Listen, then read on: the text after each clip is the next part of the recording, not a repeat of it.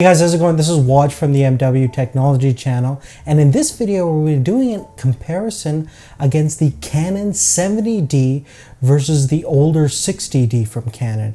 Now these cameras are very similar in many regards. Obviously the 70D is the new replacement for the 60D, which they're not going to be making anymore. And let's go ahead and take a look at what improvements Canon has made from the Canon 60D.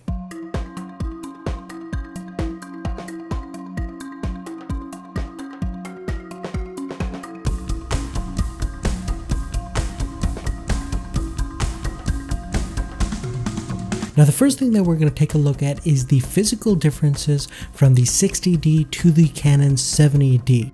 So in terms of the raw measurements, the Canon 60D measures about 106 millimeters in its height and about 145 millimeters in its width. The Canon 70D, on the other hand, is just a bit smaller, measuring about 139 millimeters in its width and about 104 millimeters in its height. Now in terms of depth, both cameras are about 79 millimeters in their depth. Furthermore, both the cameras weigh the exact same amount of 755 grams. Now in terms of ergonomics and overall comfort, both cameras are very similar. The body design hasn't changed much from the 60D. The 70D feels a little bit more taller in some aspects. It has a more upright overall design than the older 60D, but both of them in the hand feel very similar. Now Canon has additionally changed some of the button layout from the 60D to the 70D. You'll notice that the menu button and info button is on top now on the 70D, and they've also relocated the trash button to go at the bottom of the camera. Now of course, if you're moving from the 60D to the 70D, you might need to learn again where some of the buttons are. I think overall, being a 60D user, I really do like some of the improvements on the camera's buttons themselves, and the layout just adds a little bit more convenience, not too much. And again, just like most cameras, you really have to learn the button layout by memory by using the camera over and over, and then you get used to where the buttons are automatically. Now in terms of the button quality themselves, I think the 70D feels a little bit more premium of a camera when you're pressing those buttons. It has less of a clicky kind of feel, although it's still pretty clicky. It's no Nikon camera, but overall I think the slight improvement of the dials and buttons really adds to a more premium kind of usability compared to the 60D, which has a little bit more of a entry-level SLR feel. Now there's not a lot of difference between the two cameras in terms of build quality and the actual materials. You'll notice that the Canon 60D and 70D are pretty much made out of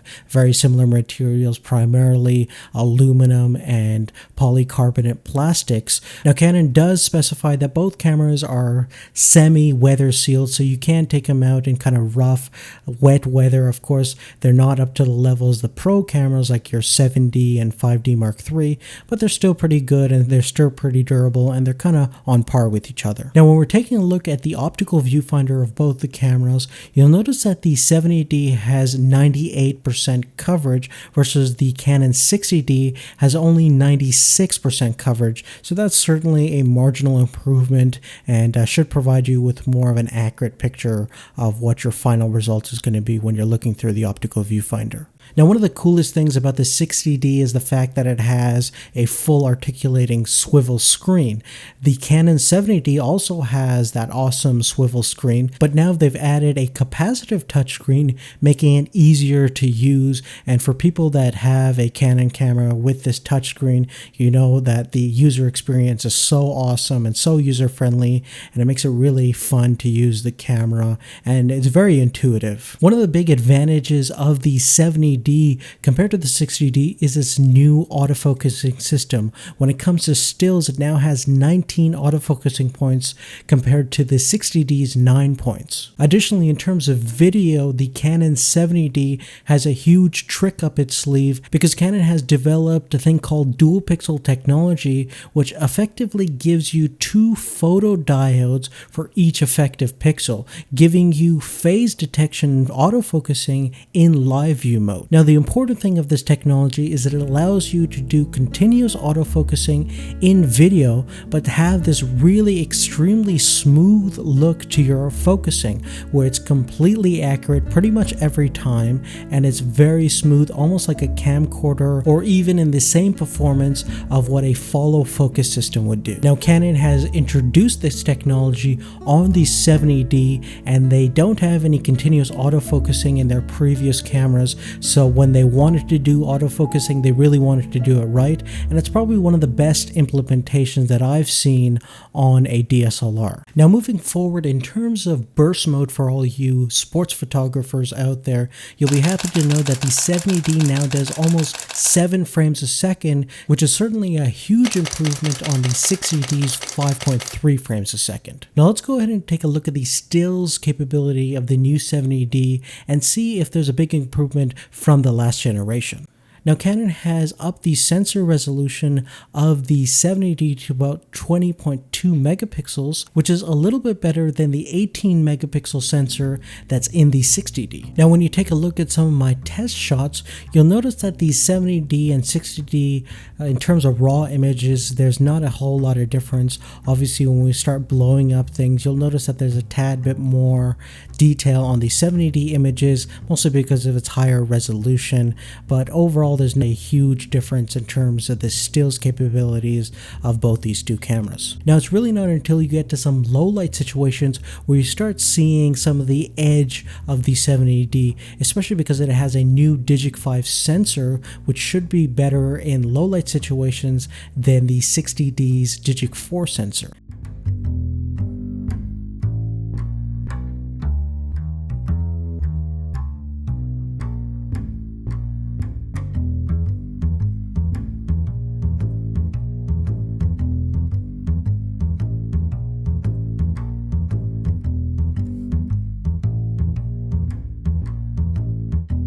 And as you can see right over here by the side-by-side comparison, when you get to higher ISOs such as 3200 and 6400, you start noticing that 60D has a little bit more noise overall in the image. The Canon has a really nice kind of smoothing job that it does in terms of processing those images.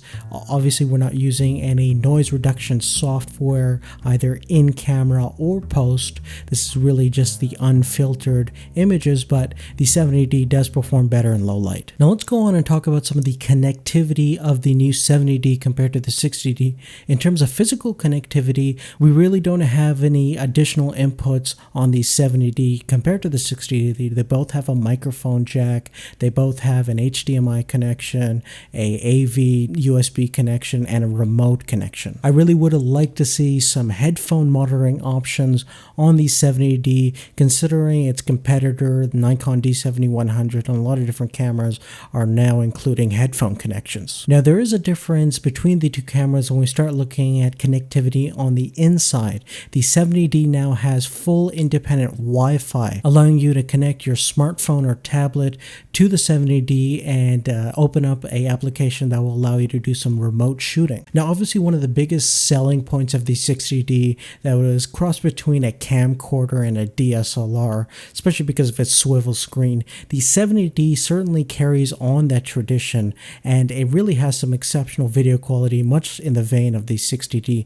So let's go ahead and see what improvements Canon has made. Now, in terms of video capabilities, both cameras can do 1080p at 24 and 30 frames per second and can shoot 720p at 60 frames per second. So let's go ahead and test out the 24p option at 1080p. Now, what you're looking at right over here is some footage from the 60D and the 70D shooting the exact same controlled environment. I made sure that everything was same in terms of exposure setting and external lighting controls, so you have a good representation of how both cameras look. Now, what you're looking at is a side-by-side comparison of the raw footage shot directly from both cameras, and you can see straight from the naked eye there isn't really a drastic difference between the 70D, and you'd be surprised because it's kind of recording at double the bitrate, because now you have a intra-frame option on the 70D 70D, which is going to bump up the bitrate to almost twice of what the 60D can do. The 60D on average records anywhere from around 30 to 60 megabits per second, but your 70D goes all the way up to 90 megabits per second, so you're going to need kind of a monster extreme card to handle that kind of throughput.